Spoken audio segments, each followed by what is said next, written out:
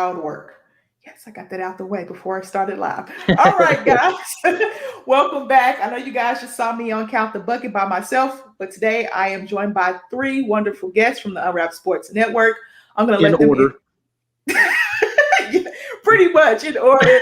I'm going to let them introduce themselves and then we're going to get into the show. All right, Michael, you go first. Well, my name is Michael, as you can see, and as she called me, I am a co-host on Backstop Banter. Please go check out that show. Got some good things coming up. Actually, don't want to mention it yet, but I just got a text from one of my buddies that I've had on the show before. If you ever watched it, he actually played this year with Lexington Legends with a basically, I think it's a 2A Major League Baseball team, basically a farm team that actually lost their affiliation this year, but they're still being a team. Anyways, one of his teammates is actually going to play, who is or be on our show this coming Thursday, who is a former Cincinnati Reds, a former Los Angeles Dodger, and even a former Boston Red Sox. So I'm going to drop the name a little later in the week. So go follow our show. That is also on our Baseball Unwrapped, and I'll just leave it at that for right now. It's Thursdays every 10 p.m., 10 every Thursday. I'm Ethan. I'm co-host of Creating Madness, and I also have a special guest coming on later. He's a Drake commit. Oh, now you're trying to one me up here. Well, here's the thing. That co-host is me. So I'm Ben Hoyt, and I am also the co-host of Creating Madness. And as Ethan so stated, we have a Drake commit from Illinois coming on the show. Interview with him Wednesday, so check that out. Also, I'm also sort of a host of Unwrap These Bands for the Unwrapped Sports Network. So check those both out. I'm your host, Amber Vickers. Follow me on Twitter for all my plugins. Because I know Michael's going to count out loud about all my plugins. So just follow me on Twitter. Let me name all of my plugins. Just follow me on Twitter for all my plugins. I'm making it easy, making it simple for you guys. This show is not about me. I am just the host, and I like to get my people involved. All right, here we go. Pay some bills first. Get you some Unwrapped Sports Network gear, guys. teespring.com/store/unwrapped. I'll say this on every single show. On my Ladies First show, I showed you all the gear that I have besides my stickers on the back of my computer. Ladies First gear is coming hopefully this week. My t-shirt comes. My mug is being washed and it is now dry. So I'll have that. Michael has his unwrapped mug. And, there's a lot of great things on that website. All the live lineups have their stuff. Backstop Banter has their things. So get you some Unwrapped Sports Network gear at teespring.com/store/unwrapped. Also, Alex and Corey went live tonight with Bets Unwrapped, mybookie.ag. They can help you with all of your betting needs. They bet on everything. I am learning the lingo as we speak. I know what a player prop is now. I didn't know. There you go. I didn't know what any of that was before, but I know it now. Use that code USN100 to double your first deposit up to $1,000. Amber, I'm not gonna lie. Before this season all started, I thought a player. And I appreciate it. Sore achy muscles, your code. You got sore achy muscles. Use that cream for rxhemp.com. Use the code rxhemp/USN to get 10% off your order. LA, Vegas, I don't know what's going on with your weather right now, but right now you're living in the Midwest. So congratulations and welcome to the weather of the Midwest. All right, we had a good game tonight, fellas. We had a great game tonight. And Lakers Celtics, two of the most storied franchises in NBA history. Wow, what a game. What a Saturday night game. ESPN, ABC, good job. Good job with that game. So what were your thoughts on that game that just happened? I'll go first since there's a silence going on there. I really enjoyed the game. I had to watch it in between trying to tuck my kids in here in Kentucky. It's on the East Coast, so 11 o'clock is a little late for us old guys like myself that are fathers. But I actually found out that I could watch it on my phone with my app that I have on Fire Stick. Didn't know that, but now we got it going on there. So here I am trying to tuck my kids in good night while I'm watching on my phone. Love my children, but my phone had more priorities right now. It was very sad for me in the third and fourth quarter when Marcus Smart went out. I felt like that kind of changed a lot of the whole game. Even the fourth quarter, I think one of the stats was the first turnover that Los Angeles had was when LeBron was trying to back him down with like 50 seconds to go in the game and just dribbled it off his foot. But it was a Celtics game, a Lakers game. It's always fun to watch. It's historic for so many reasons. The duo, they kept throwing them some of the stats on there as far as Tatum and Brown for the Celtics, LeBron and Davis, and just their matchup between each other.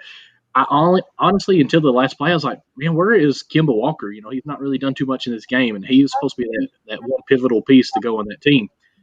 But I still think Celtics, it's a great game that they had. I still think they're going to be a great team. I mean, the Lakers defending champion, you take them to a one-point loss there. So, I mean, it's going to be a great season, I think, still for the East Conference Final for them. I really think that they could easily make it to the finals this year as well, of course. The Lakers are going to be the Lakers.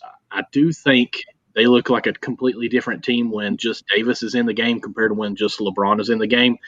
I've always been a LeBron hater, but I'm not going to hate on him much on this one. I'm just going to say I feel like, and I say this every time basically, but when LeBron's got the ball and he's the main guy, the ball kind of just stops with him for a long time.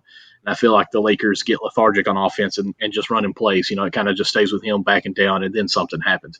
I felt like Celtics defense really was on par on a lot of plays there. I think that's actually what helped keep them in the game. I know in the third quarter they went from being down by 6 or 8 points to turning it a 14-point run there through their defense. But I really think that big play, this as a coach, as a player, you always tell your players, and you're beat into your head, no, you never save the ball under your own team's goal. It's the golden rule.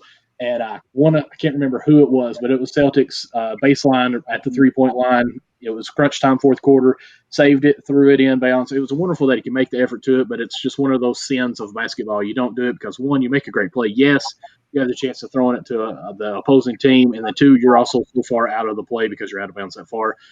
LeBron hit a three on that play. The next play down, he hit a three, and I felt like that was kind of the nail in the coffin going on from that point. So when I seen it from a coach perspective, you never do that. Why would you do that in your NBA player? Kids, never save the ball on your defensive side, period, basically. So there's my ramble. It's a good ramble. I will say this, Laker ain't nothing without LeBron. I'm not saying LeBron's bad or anything like that. LeBron is one of the best players in the NBA. I will say this, I'd take KD over him any day. That's just my plug to hate him there. LeBron, I'm not taking anything from him. I just feel like it kind of slows down a little bit on the offense on there. Davis, by far, Kentucky boy, is the best player on that team. Yeah, I guess for me that this was such a historic matchup. Like you said earlier, Lakers, Celtics, two of the most storied franchises in NBA history. I want to take a look at some stats real quick. I mean, in the first two quarters, the scoring was limited to 2 or 4 separation. You had a 28-24 half and a 25-24 half. Then you go to the second half, and there's a way bigger gap. You see 29-19 and then a 25-17, and it came down to one final shot. That's sometimes how the game goes. My one criticism of Boston is that Anthony Davis had way too easy of a game tonight. 27-14 is not a recipe for success if you're the Boston Celtics. Now, obviously, Anthony Davis will probably have a better matchup against Daniel Theis or some of these Boston power forwards like Tristan Thompson, but still not an excuse to give. You need to get rebounds inside. You can't let Davis have easy points. But on terms of Boston, if I wasn't such a biased Philly fan and saying Philly would make the finals, it would be Boston. One, because they beat us every year. We've known that since the 80s. But two, they're a good team. They're a really strong team. I know they're 4 or 5 in the East right now, but I feel like they're stronger than that. So I can't wait to see what happens with these two teams in the future. Yep. Although, like Michael said, Kemba Walker really tanked this game. I believe he shot 1 for 12 from the field and was 2 for 2 from the charity stripe. If Kemba Walker doesn't up that field goal percentage and up his play level, then the Celtics aren't going to go anywhere.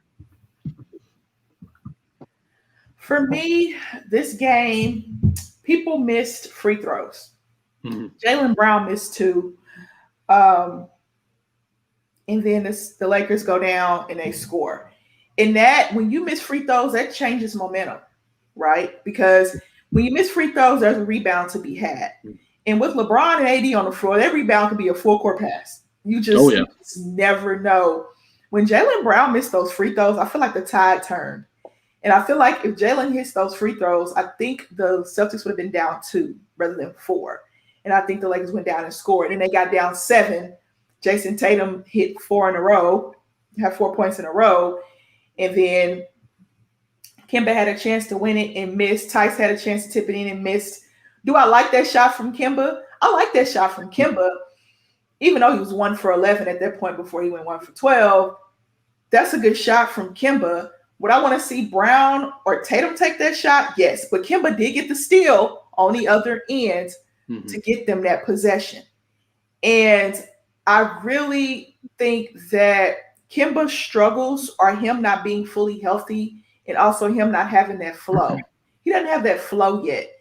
And what I took from this game is that Jaylen Brown and Jason Tatum are both All-Stars this year.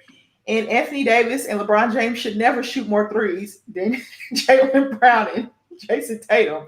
I saw that 3-point. I said, wait a minute. Kind of shocked me when I saw Eric Bledsoe and Lonzo Ball shoot 27 threes the other night and hit 14. LeBron and AD shooting more threes than Tatum and Brown. They like to let it fly from 3-point range. That was a shocking stat for me. Them out rebounding Tatum and Brown didn't surprise me. Tatum and Brown shot a better field goal percentage, but AD and LeBron got the win, got the buckets when they needed them, even though AD did have a turnover at the end of the game. But it didn't cost him as much because Caruso got back on defense. If Caruso does not get back on defense against Jaylen Brown, that is a layup. So Caruso, the headband king, he busted his tail, got back on defense, and basically that whole possession was discombobulated. He tips it, but Brown's able to get it back. He kicks it out, and then somebody swings it to Kimba. Kimba shoots a step-back shot against Dennis Schroeder. Dennis Schroeder has a good contest, and game over. The play before that, if you guys watched the game against Philadelphia, they ran that same play. LeBron, it's kind of in a triangle. So you got LeBron, Schroeder, and AD. Schroeder's going to set a pick for AD. Either AD is going to curl or Schroeder's going to pop out. Depends on how the defense is playing. So what happened was they ran it differently. So AD didn't curl. Schroeder popped out. And Schroeder popped out, and it wasn't open. They fed it to AD, then Schroeder moved out the way. And so that AD can get that one-on-one. Kimba sunk in the lane a little bit. He sunk in the lane, had 1 foot in the lane just a little bit. AD turns into Kimba, and that's where Kimba gets that strip steal from a smaller guard. Those smaller guards have those hands, and you can't put the ball on the floor. I don't think AD saw him when he turned because he had that face-up jumper. And when he turned, Kimba was there for that steal. Kimba sees Jaylen taking off. He does not see Caruso. So he just sees Jaylen. He says, we need a bucket. We got 8 seconds left. And he throws it ahead. Caruso makes a great play. The end of that game was very, very, very interesting. Lakers ran the same set they ran against Philly. They got them that bucket. And Kimba shot a step-back jumper that did not go in. So, fellas, what are we taking from this game? The Lakers did not lose three in a row on the road. They got their win. They just lost 2 in a row on the road. What are your takes from this game from each team? I think it's a confidence booster for the Lakers. I mean, I think the first game against Philly, they got a bit unlucky. I mean, some bad defense and a Toby jumper really sealed that game for them. And I don't think they really tried the next game. So I think this game is really just a confidence booster for them, get their groove back in. For the Boston Celtics, I don't know. You lost against a tough team. You just have to move on from that, play your next game. I mean, you're going to get wins in the East. You're going to make the playoffs. You'll be fine. So I think that this Lakers loss doesn't really affect you too much. You just move on. Next game. Business as usual. Okay. Yeah. Amber, like you said, for the Celtics, if they make their free throws, they win the game. If Kemba makes 2 more shots, they win the game. 1 more shot, they win the game. Truthfully, the Celtics just need to knock their shots down more. And as for the Lakers, they just played a great game of basketball. And like Ben said, that was a confidence booster. That was much needed for them. My only thing is, going back to just talking the last set there, I was thinking Kimbo wasn't even basically playing this game, but when I seen him make the steal, I was like, redemption's coming for him. It doesn't matter if he went 0 for 50. If he makes this little step back here, greatest player ever. No, I'm playing, I'm exaggerating a little bit there. But it's that upbringing, it's done great. I'll say I question, but I would have done the same thing as a coach. And again, I'll think of coaching styles because when I did play, I was point guard and I was basically the coach on the field or on the court. What was going on. So that's kind of how I like to watch the game, not more or less spectating, but what's coach doing, what's their play schemes going on here.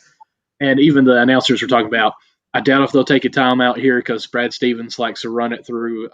And I do too. I think a lot of times when you set up or call a timeout and set up an offense, if they miss or make or whatever, you give the defense time to plan and be in the spots too. Sometimes, and this was my fault in high school playing basketball, was I always celebrated my mistakes, and I never knew what that meant for the longest time. But I turn it over, I'd throw my hands up or slap the floor, and then the offense is already taken off putting in 2 points when I should have got back on defense.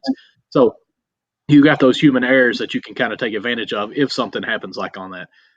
Yes, I agree with you. I wouldn't prefer Kemba to take that. Tatum looked wonderful tonight. He definitely showed that he is a superstar and can take over games. That's who the hot hand was. You would rather him do it, but at the same time, they got a good shot in a situation where, that's kind of what you want. You want the chaos on as far as your defense trying to figure out who to go where, who to guard what. So the play probably went out the way you wanted it to in that moment. Should he taken a timeout since it kind of got lost there? As a coach, I probably would have been ready to call a timeout when Brown about lost it when it was turnover there, or Caruso ran back, like you said, and almost caused a turnover. I probably would have called a timeout and said, okay, let's recap or take a breath and reset and do an actual play here now. So whatever is happening. What I'm kind of worried about, we do say Boston, you lost in the one seed team here, basically. But a lot of times when you're the younger brother or the little brother syndrome, you want these games to win to make you feel a little bit better about yourself. I think as far as football, I think of Baltimore and Kansas City right now. Baltimore, every time they play the Ravens, they're giving it everything they got, wanting to get over that hump.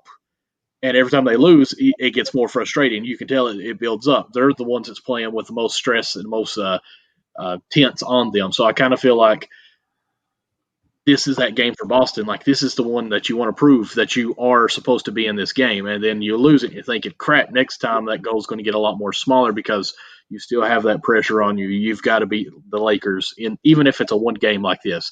I feel like it probably hurts them more mentally or psychologically as for the next matchup when they do come to it. I might be looking way too much into it, but it was a wonderful game. Great to have this game on to it. Again, I look way into depth on things, probably way more than I should. It's okay. I do the same thing. I analyze things way too deeply. And sometimes it's just simple there on the surface, right there in your face. Right. It's too simple, Amber. It's too simple. Why complicate it? For Boston, if Kemba cannot get back to Kemba, at least 85% Kemba, how far can they go? I'm not sure in the East because Marcus Smart is out with a left calf strain. That's what Sham said.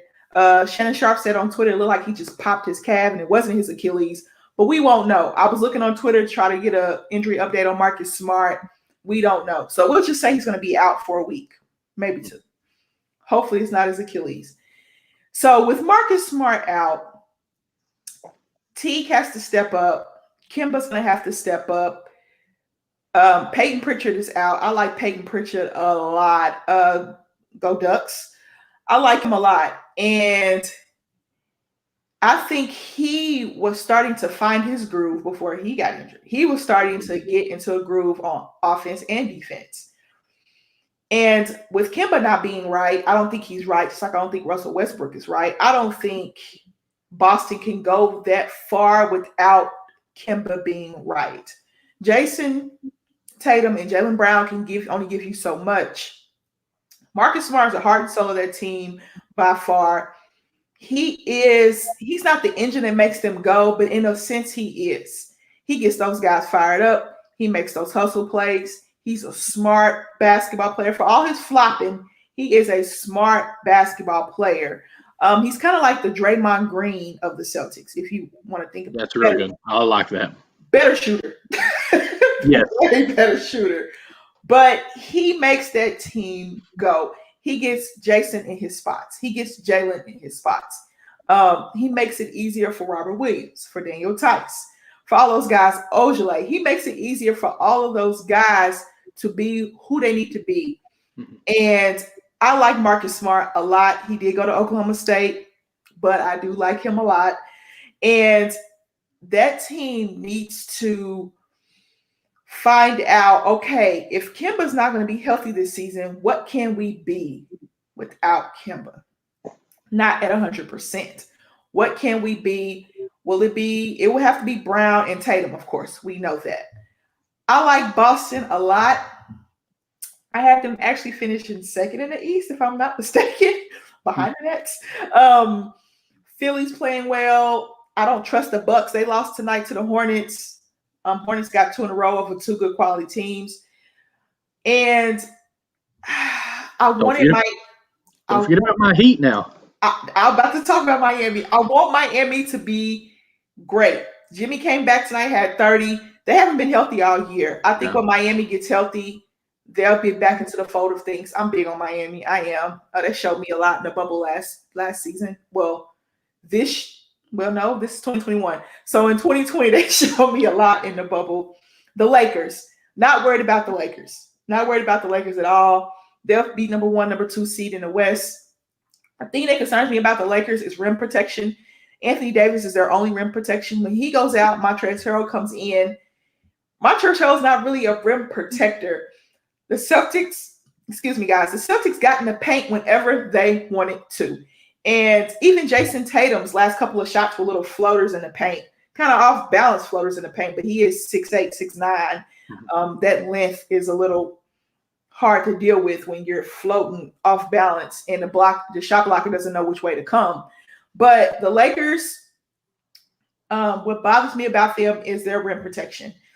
Everything else with the Lakers, I think, is solid. Their bench is solid. LeBron and AD are solid. That rim protection, though, that rim protection. And Boston doesn't have the bigs to go at the Lakers. You know what I mean? They don't have the bigs. Marc Gasol is not. He's a great defender, but he's not like a rim protector. So I'm not worried about the Lakers. They'll finish 1 or 2 in the West. They'll be fine. So let me ask you guys this. In order for the Celtics to go to the finals, who would have to step up the most? In order for the Lakers to go to the finals, who's the X factor on those two teams? Well, I guess for me, I feel like Tatum had 30 tonight. He really needs to step up. I'll go 2. I mean, I got to go Tatum and I got to go Brown. That's going to be your dynamic duo. As you were saying earlier, Kemba is not 100%. And with Kemba not being 100%, those two really need to step up and lead this team. Now, they did a good job tonight. They faced a really tough Lakers team. And if you can continue to play like that, where you have 30 and 28 by these guys, you're going to win games. Now, for the Lakers, I think AD. AD is going to be crucial because he can provide you rebounds. He can provide you points in the post. He can provide you points in the paint. And he can also provide you points from 3. That's a big man who is going to be a big X factor because he can do all these things at once and spread the offense out, give some chances to Schroeder, Caldwell Pope, whoever you want on the Lakers, LeBron James. I think those are your X factors for these teams to go to the finals. I mean, for me personally, for the Celtics, I got to go with Kemba Walker. I think he's got to get healthy, and he's got to be able to knock down the shots at least 40%. Because Tatum and Brown have been putting up their numbers all season. They'll continue to do that. If Kemba can just play third option, give them the ball, I see no reason why the Celtics don't make the finals. As for the Lakers, I'm probably going to have to go with LeBron just because if he doesn't play stupid and take those 11 threes in a game, then he can pass the ball out more to Caldwell Pope, Schroeder, Harrell, Kuzma, get the ball out to better shooters. I was getting ready to say, kind of agree with Perry here. Without Hayward and Kemba sucking, they have no chance for the finals.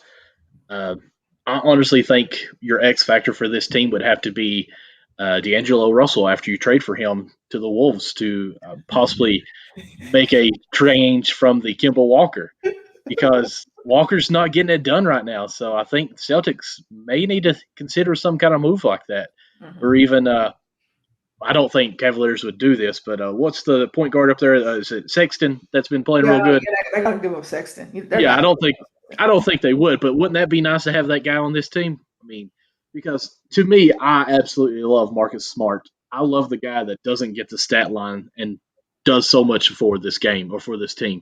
I mean, he is the captain on the team. He's the coach on the court. He's directing everything. He's the one that's going to put his nose up into the offense and get it busted and still play the defense. When you have a guy that does that and still performs good throughout most stat lines, I mean, he's not going to soar anything. Everyone else can get behind him. So that's why I love him, and I love the reference that he's the Draymond Green because I mean that's spot on in my eye. Green is the backbone to that team, the anchor of everything on that. So you're going to get that from Smart. He doesn't have to score 20. He just has to get about 4 steals and about 8 rebounds with 10 easy points somehow, putbacks or free throws.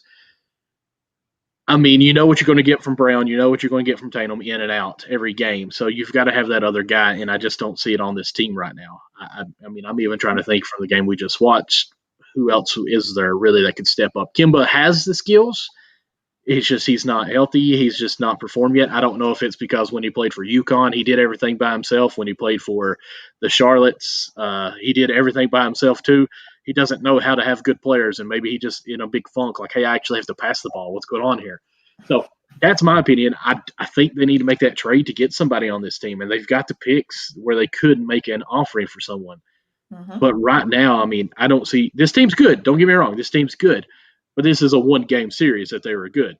If someone struggles, who's going to step up in a 7-game series and help out? So I don't see them going 6 games deep against Brooklyn right now and coming out on top, or even the Heat. I don't want to say Philadelphia. I'm sorry, guys. I'm just a big Sixers hater.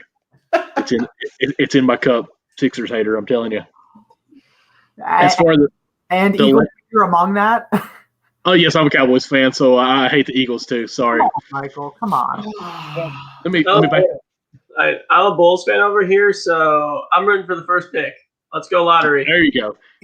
Dame just hit a game winner on you guys, so that was tough to watch. That was tough to watch. Michael, you got anybody in the on the Lakers that could be just for the Lakers? I mean, Kuzma. When's he going to show back up? Like, I don't know what this player is. He changed his hair. I didn't recognize him at first. It's dark hair now. I was looking for the Goldilocks out there. But Caruso, when I seen him, I thought he was a guy like my age, balding up top here. Like, never wear a dark headband again. Put on just a white one. I thought you had a receding hairline. But it's basically a team effort on their end. I think they've got different weapons that can step up to be X factors in and out every game. We know that, but who's going to do it the most consistent here is the key for them. But I mean, Kuzma, he's been on this cloud 9 or this high rankings for so long. He needs to show up or get out now, in my opinion. I agree with Nick. I think the Lakers' third guy has to be Schroeder. That's going to be their X factor. It's either going to be Schroeder or it's going to be Caldwell Pope. Either one of those guys. Morris, he played a huge factor in them winning the finals last year because he hit a lot of big shots, played great defense, and he started in that back half of those games against the Miami Heat. My X factor is Schroeder or KCP. Those are my 2 X factors. I think Schroeder has to be that third guy because he can score so effortlessly. He got a key bucket, a key and one at the end of the game tonight. About a minute and a half left. He played the defense on Kemba Walker most of the night. Kemba went 1 for 12. So Schroeder is that guy that plays defense, can play offense, and he complements LeBron and AD very well. When you look down the stretch, Vogel's going to run sets for 3 people. Well, Schroeder doesn't need a set because he can kind of just do his own thing. But if those sets that run through AD and LeBron, Schroeder will be somewhere there, either that other guy off ball, or he's going to be somewhere in that triangle, as we saw towards the end of the game tonight and the end of the game in Philly. For the Celtics, I'm going to go somewhere different for my X factor. Do I think that the Celtics can come out the East without a healthy Kemba? No. I just think that the Nets have too much firepower, and Philly is playing Doc Rivers has that team playing very, very well right now. Could they beat the Bucks? Maybe. I don't trust the Bucks. I never have. Can Miami get healthy enough to kind of make a run with a top 4 spot in the East? We'll see. But those are your contenders in the East. I like Daniel Tice to be that X factor because Daniel Tice does things on the court that go unnoticed as well. He's kind of like that Marcus Smart. He stepped out and started hitting jump shots. He gets those dirty points, those putbacks. He had a nasty putback dunk on AD's head top tonight. And he's that guy that people don't really think about. They don't really think about Daniel Tice. But if Daniel Tice can get you about 14, 15 points a game and get you 8 or 9 rebounds a game, that's good for the Celtics because Tristan Thompson is going to do his thing. He's not he's not a scorer. And a couple threes. If he hits a 3 or 2, I think that opens up the lane. Oh, yes, it does. And people are starting to have to guard him out there on the 3-point line now because he can hit shots. He took a dribble pull-up 3. I said, What, Daniel Tice? Like, what's going on? But Daniel Tice is my X factor for the Celtics. You know what Kemba can do when healthy. We know what Jaylen Brown and Jason Tatum bring to the table. We know what Marcus Smart is. But if Daniel Tice can give you those numbers, I think they have a chance to knock off one of those teams, to get to the Eastern Conference Finals and knock off one of those teams in the Eastern Conference Finals and make it to the finals. But that's going to be a tough task because Kemba's not right. And the Nets can score a lot of points. They can't really stop anybody. But can you outscore Kevin Durant, Harden, Joe Harris? Like, they can score a lot, and Kyrie Irving. They can score a lot. And with Philly, they're just playing well right now. They're just playing very, very well. I like what Doc Rivers has done with that team. I really do. I really like what kind of offense and defenses he has implemented with the team as well. So I will say that I like Philly. I was kind of down on Philly before the season started, but I like Philly. Miami gets healthy. I'm with it. See, he's happy. He's happy. I'm talking about Philly. Now, let me ask you. Williams. Robert Williams? I thought he looked pretty good. Looking through here, he played 18 minutes, 10 points, 7 rebounds. He even had 2 blocks and 2 steals. I mean, he's solid. That's pretty good minutes, too. I mean, I could see him working into some more minutes and possibly being an X factor there, too. Oh, yeah. Robert Williams is very solid out of Texas A&M. Very, very solid. He will get minutes. It will be Tice, Williams, of course, Tristan Thompson in that rotation of the big guys for the Celtics. And those are pretty solid big guys for the Celtics. It's just, I think the Lakers are just too much for them right now. I just think Lakers are too much for a lot of teams, but it's just a lot. It's a lot for them to deal with. But we will see as the season wanes on. Okay, guys. Now, I know there are a lot of Lakers fans in the Unwrapped Sports Network. I'm going to ask you guys a question. What is one thing that could prevent the Lakers from going to the finals? And COVID cannot be an answer. Oh, man. That's my answer. COVID cannot be an answer. I'm just going to knock that out the way right now. All right, what about injuries? You said injuries? Yeah. That could be an answer. I'll take injuries because injuries happen. COVID happens too. But injuries happen. So COVID is a 2-week thing though. And if it's the playoffs and LeBron gets COVID, the NBA will find a way to extend the playoffs a couple more weeks. Yeah, I'll go further into Ethan's point. I do think injuries because, you started you had a bubble season that ran into late in the summer, and now you're starting less than a few months later. I mean, I think that with that little time of rest, these athletes take care of their bodies during the off season. They put so much money into it, and they have this routine, and it was sort of broken by this bubble and this new season. Injuries are gonna happen. Whether it comes early or late, I don't know, but I definitely think injuries are going to be a factor, and it's also who is going to be injured. If LeBron's injured, if AD's injured, that could totally prevent them from going to the finals. The West is so strong. So I think injuries and the unacceptable answer of COVID will be your 2 factors. I mean, we all know that AD stays hurt for at least 10 to 15 games every season, it seems like. So, I mean, there is going to be injuries with that. How much beaten can he take?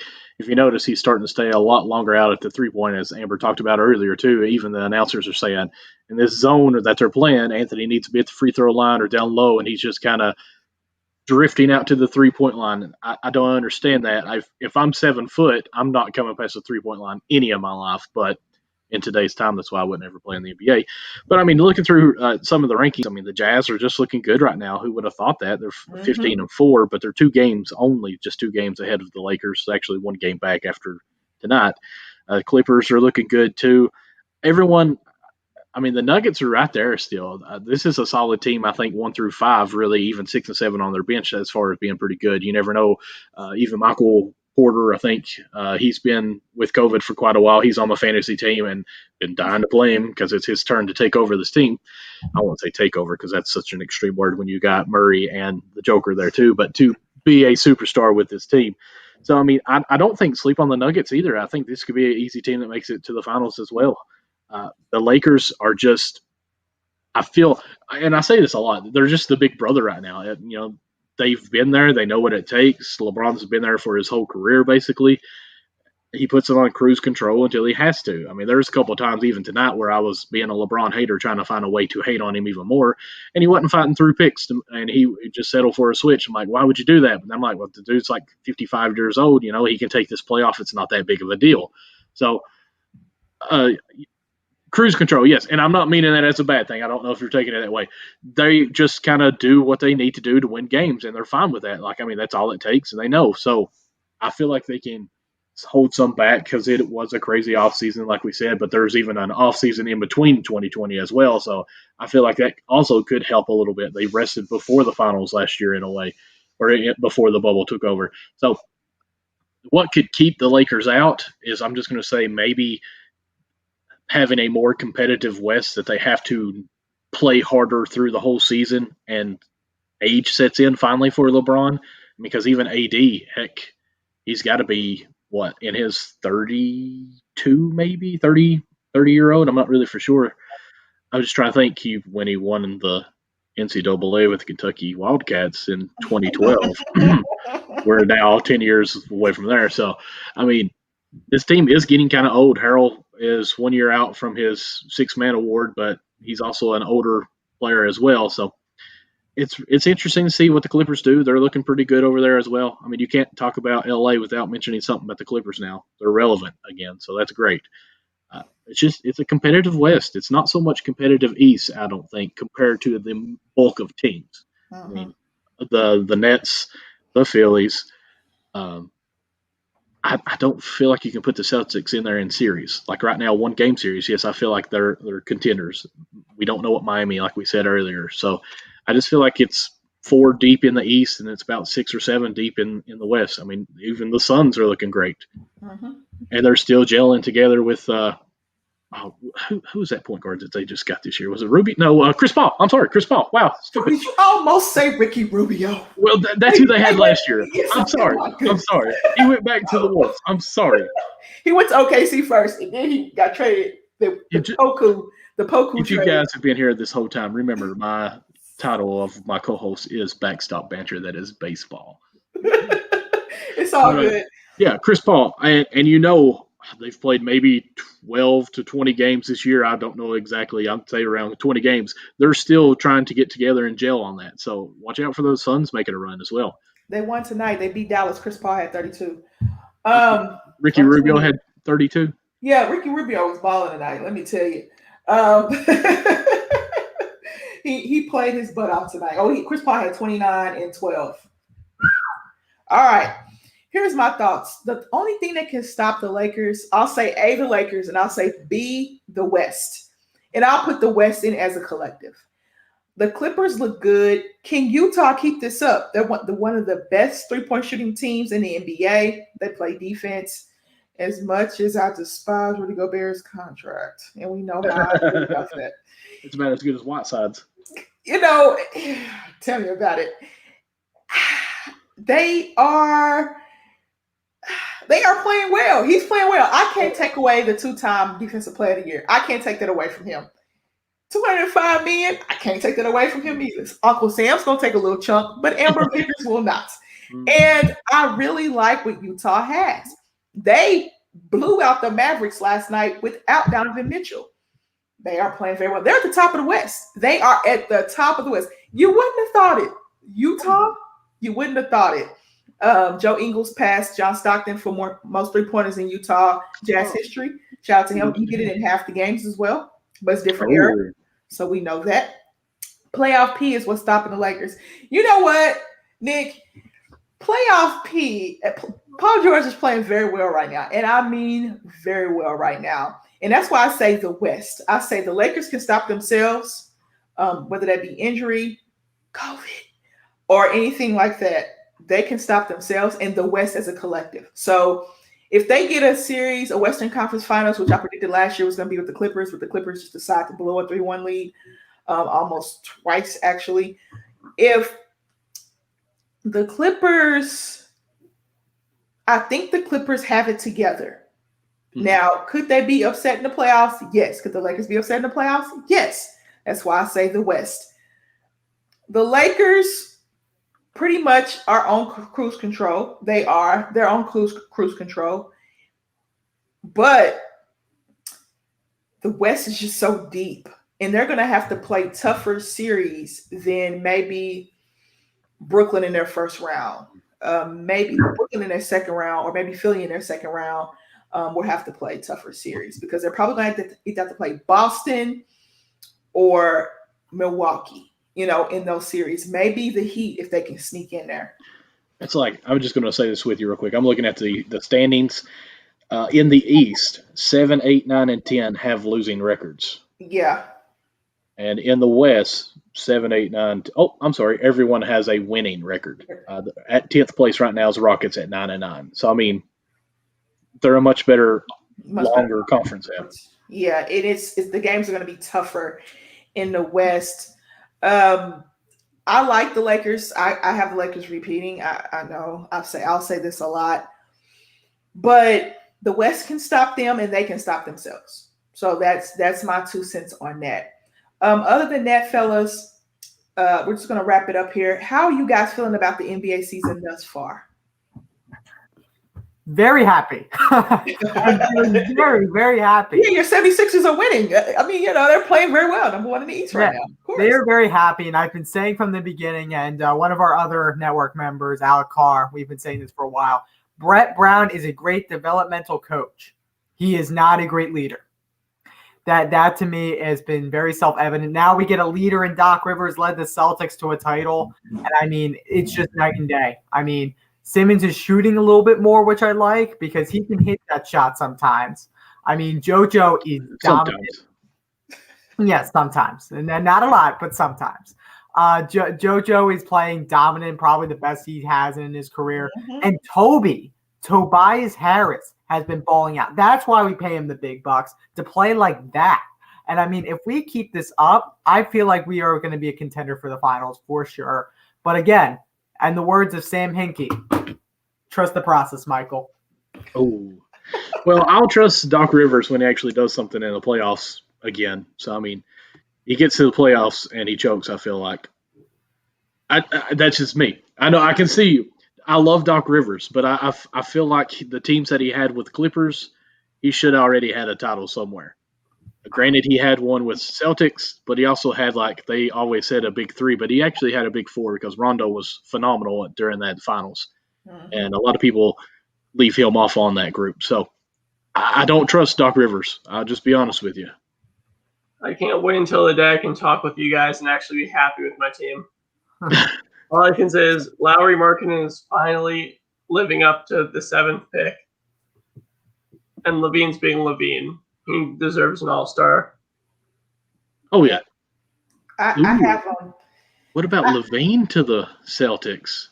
Nice. I like his 27 points a game in Chicago.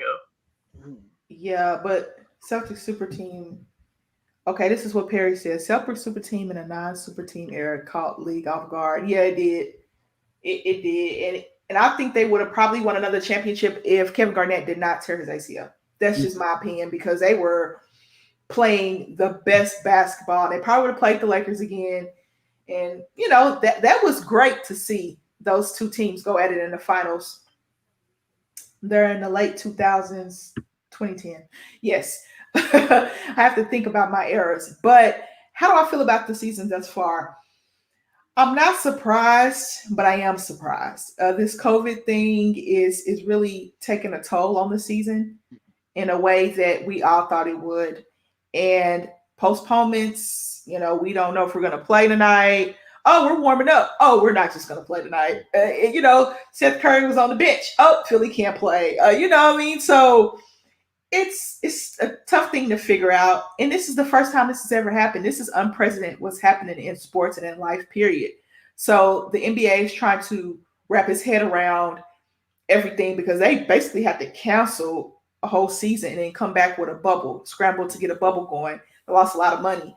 But this season thus far, I like it. I didn't think these teams would have as many losses as they have, but you have to think about some of these teams are playing with 8 players. COVID keeps you out 2 weeks. Jimmy Butler didn't play 10 straight games and had 30 points tonight. I don't know what Jimmy Butler's made of and what's in that coffee he has. My goodness. But I need some of that coffee. If I don't play for 10 games, I'm not scoring 30 points. So he led the Heat to a win tonight against the Kings. And you want to see the best players on the court. You want to see the best product put on the court night in and night out. And this season provides that at times, and sometimes it doesn't. So thus far, I feel like the season has done this. Will we ever get back to this? I don't know. Guys. I'm really not sure. Any last thoughts?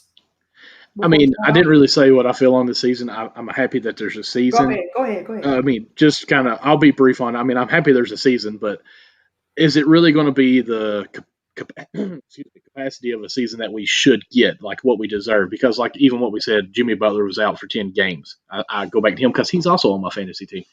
But, yes, he came back and got 30 points. What I'm noticing with people around here where I live, when they get COVID at this young age in the 20s to 30s era, if you will, or group, it takes a bigger toll on them. Not so much like it's the life or death situation, but it's more of a long lasting. One of my people that I work with, she's 23 years old, and she was sick real bad, but she was out for 3 weeks with work. Like, she had no energy, and she just kept talking about how my headache was killing me, and I did not want to get out of bed. So these guys, to perform at your peak, you're going through this same thing. Are we really getting 100% players if they have COVID? And I want to say, even in football, we ran into some players that said that they were kind of feeling an overhang from COVID once that they came back. So, I mean, Butler, again, he must have he's got the MJ special juice from Space Jams in his coffee mug. But it's coffee, man. I wonder. So that's my thing is, I mean, when we see a full 100% team, are we really getting it, or is there's an underlying health issue that we just don't know that they haven't recovered completely from on? Any other thoughts, fellas? Go Heat. Go Sixers. Go Sixers. Shut the process. Thunder up. All right, guys. Thunder up. Thunder up. We appreciate you. I appreciate these 3 fellas for coming on with me tonight. I've had a long-winded night. I had to do a show by myself, and I got on here with these fellas, and we were able to talk some hoops. Shout out to Perry for helping me put this together. I really appreciate you, Perry, and I hope he gets well as well. And the whole Unwrapped Sports Network. So you guys go ahead and shout yourselves out. I'm going to pay some bills, and we're going to sign off. Do you want me to go first, or doesn't matter? Yeah, go ahead. Go ahead. Okay. Again, my name is Michael Lawson. As you can see, I'm co-host with Backstop Banter live every Thursday, 10 p.m., maybe 10, depending on what time I get off at work and get home, and get the Screaming Kids in bed as well. So come out and join us. We love anything, interaction with comments, videos sent to her, everything. We even got TikTok going on. We're trying to update that and do different things with there. We're going to possibly come out with some articles soon, like the top 10 players in each position, or just even maybe a top 10 rotation, starting pitcher rotation. We might put some stuff up on Twitter. It's our Baseball Unwrapped, some polls. Please be active on that. Go follow them on that. Also, I'm going to take the time too. Vladdy Landy, who commented on here earlier, thank you so much for commenting on YouTube. As we all know, Twitter may be going crazy on things right now. Please go follow Unwrapped Sports on YouTube and Twitch as well, because everything that we do live will be on there as also. So in case you missed something live, you can find out on our YouTube channel and our Twitch channel as well. So other than that, yeah, I think that'll be good for me. All right, so I just got a couple of plugs. So Creating Madness with the guy on my right, Ethan Carboni. We have a Drake commit from near him in Illinois, so that should be exciting. We also have Unwrap These Bands. I hope I host that here and there. And I also had the Concession Stand, which is a solo podcast of mine. We'll see where we go with that in the future. But yeah, that's it for me. It's midnight here, so I'm getting tired. All right, like Ben said, Creating Madness 1 on Twitter. That's all I got to plug. Drake commit coming on Wednesday when we record. That's about it. That's about it. Okay. Follow me on Twitter from all my plugins. I'm at simplyme_AV. And we're going to pay some bills, of course, before we get off. teespring.com/store/unwrapped. Get all your unwrapped gear. Michael is drinking out of his coffee mug. I have a coffee mug for Ladies First. I'm going to have some things for Count the Bucket as well. I got shirts, I got hoodies, and I got stickers. Also, I'm trying to bring it up here real quick. There we go. Boom, screen sharing. Look at that. Look at technology, guys. I'm learning a little bit on it. Let's see here. Look at these gear. Look at that. Amber modeled some for these pants for us, I think, the other day. I see that. Looking down here. And Perry does a good job with, I think, his cousin designing some of the stuff. Lucas, I think is his name. Yeah, Lucas does. And I love this shirt. Oh, yeah, I do. I mean, that is nice. And, of course, our show, The Hard Count as well, Generational Z or Sports Z. That's with my co-host, Connie. Here is a sweet shirt. Let's click on this real quick, Amber. Can you tell us a little bit about this? That is my ladies' shirt. Ladies First shirt. Oh, I cannot talk. The Ladies First tee. Then we have the mug. I have the mug. Look at the little fro. It's just beautiful. Look at that. And then you have the mug, of course. Look at the mug and the fro. Look at that. Yeah, that's really love that. That's my mug. That's my mug on my mug. Yep, there you go. And you get all those things, guys. We have a lot, as Michael is showing you here on the screen share. We have a lot. I showed you everything I had on Ladies First. I'll be buying more stuff. My bank account just loves on Fridays. It just loves it. You know. And Backstop Banter, he's going to show off his gear right now. Man, that's sweet. Look at that. Oh, I like the writing. I like the writing on your shirt. Thank you. I really like this pink shirt, Amber. Maybe you should buy that.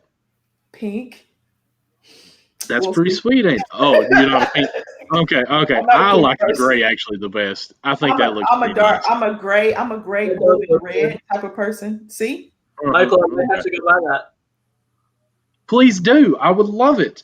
Right now, if you get on to our Teespring shirt, type in the promo code. It is 2 year, I think. Mm-hmm.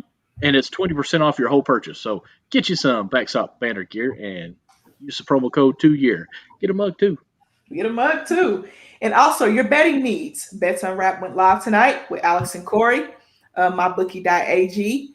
Use that code USN100 and double your first deposit up to $1,000. So you can make $2,000 more than a stimulus check they're promising us right now. So if you want a stimmy check, go ahead and double your first deposit on MyBookie.ag.